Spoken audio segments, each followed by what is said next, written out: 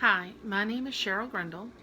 I'm working on a research project with Tara Neighbors and Tommy Ann Abercrombie.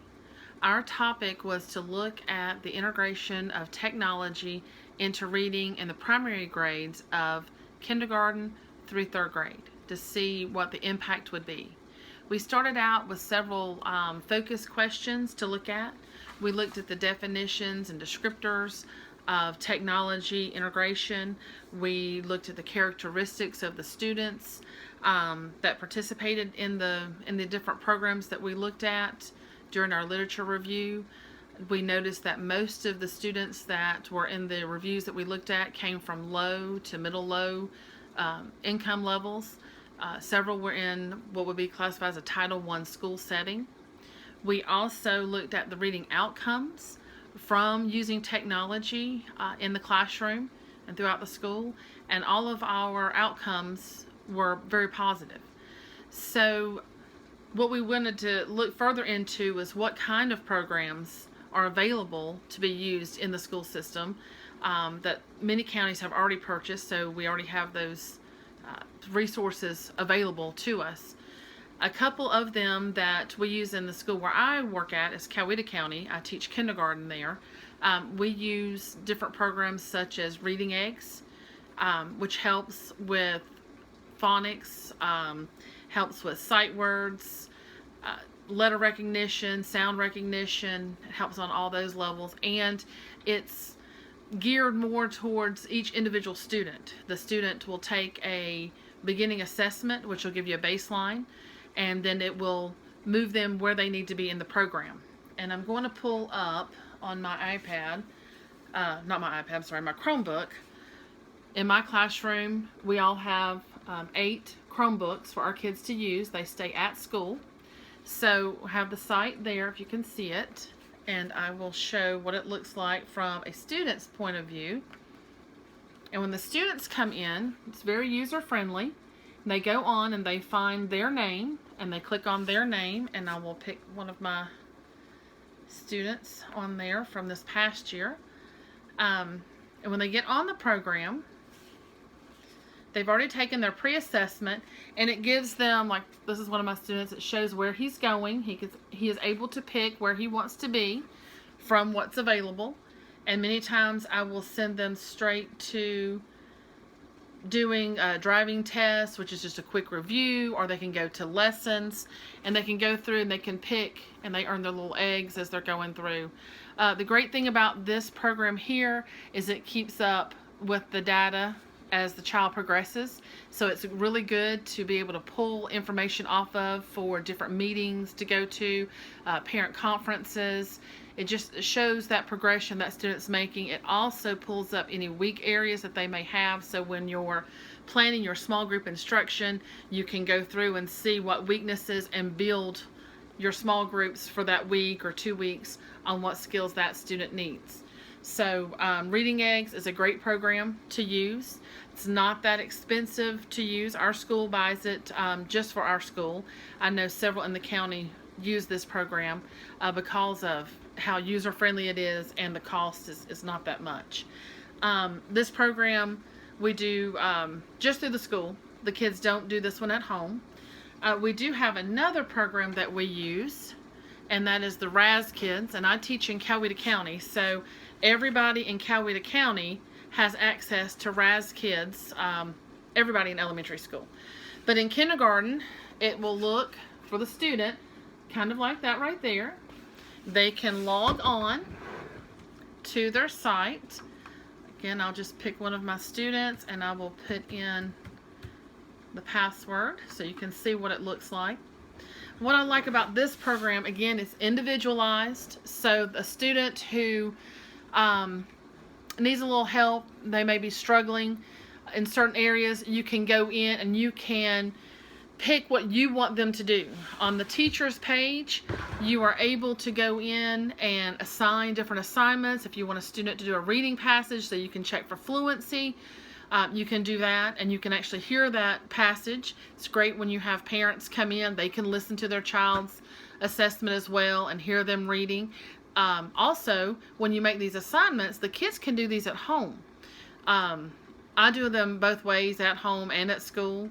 It does pick up everything, so when they're working at home, you're going to hear all the noise in the house as well. And I always warn parents about that, that it's gonna pick up everything. But when they get on to Raz Kids, as you can see from this one, there are 4 areas that the student can go on the screen.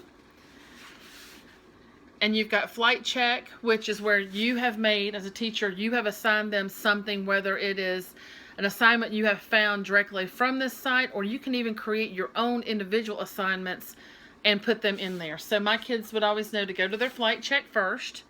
They can also then, after that, they would go, I always have mine go to their reading, their assignments. So this is on level to let them know what they can work on. There are stories they can listen to, they can read it themselves, listen to it, and there are quizzes that they can take. And it takes care of monitoring their progress. They can go to the level up room to move forward, and there's also a reading room. So kids and parents seem to like this site a lot because they can use it at home. Currently, right now, several of my students that had this past year are using this site this summer to get ready for next year. So Raz Kids is a wonderful site to use for your struggling learners, and most definitely for your learners who need that challenging push. They have the basics down for your grade level, and they need to be pushed further. So Raz Kids is a great resource there. Another source that we use the ABCA website just to make some fun activities in reading, so they can go and they can pick on the grade that they're in. If you have a student that's doing really well, you may want to move them up, and there are games and activities in reading. This one doesn't keep up with assessments like Raz Kids will do and Reading Eggs will do, but this is just a fun way to keep them learning. If you have kids at another center and you're trying to, just to keep them working on those skills, ABC is a great site to use. Other sites that I've used in the past would be Starfall, because you can get really specific, with different concepts you want them to learn. If you're working on just your alphabet, if you're working on different letters or sounds, you can go in there and use those as well. Again, the one we have does not keep up with the data, so I would definitely revert back to Reading Eggs to pull that data from, or Raz Kids, so you have that data. All of the research that we have shown has shown that using technology in the classroom when doing reading helps tremendously. It helps the struggling student. It helps the students who are ahead and just need to be challenged. The kids really seem to enjoy it. On both the sites, they have activities that they can earn points and they can get to do extra things with. So the kids want to come in and that's what they want to work on. This past year I had several students who during their recess time when we did indoor, they wanted to work on that. So technology is a wonderful thing to have in schools, even down into kindergarten where I'm at. It doesn't take long for these kids to learn how to use this. These Raz Kids and Reading Eggs can both be picked up on iPads. They can also play them on a cell phone, so if they're at home, they can play them there. One of the great things with Raz Kids is that parents can log in as well, and they get to see that constant progress of their child, and they get to see what areas they're struggling in.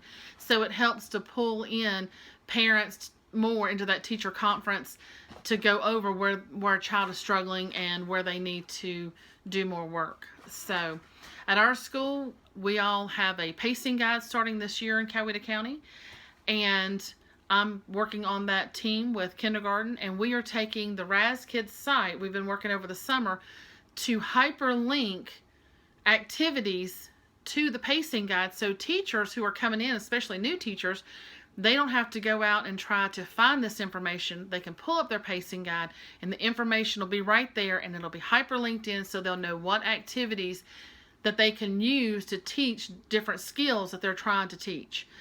So that's a great tool. It's countywide, and we can also share that Raz data with students, with teachers who have students moving from school to school. So it's really important to have that. If, for example, if I have a student who's been working on Sight words, for instance, they come from another school that's using this program. I can see that progress that they've made, and I can start work from there instead of having to go back from the beginning and do major assessments to see where they're at. So Raz Kids is a really good site to use. It also has vocabulary that you can add into that. You can also pull up AR books and have kids take assessments. They do offer assessments with different trade books through an AR program that's embedded in there. Our school is doing professional development weekly to go over just little tidbits, because it is a lot of information on that website to take in at one time. So we'll be rolling that out again to give everybody a refresher. With reading eggs, the students use it at school, but you can pull off reports to help parents understand where their child is struggling. And even with my kindergartners, I even show my kindergartners the reports to show them where they're doing really, really well and what we can work on next. I always try to keep it positive with them to let them know you're doing awesome in this area, and now let's see if we can make this other area look just as bright as that one. So that's what our research showed, was that technology is very beneficial in the classroom.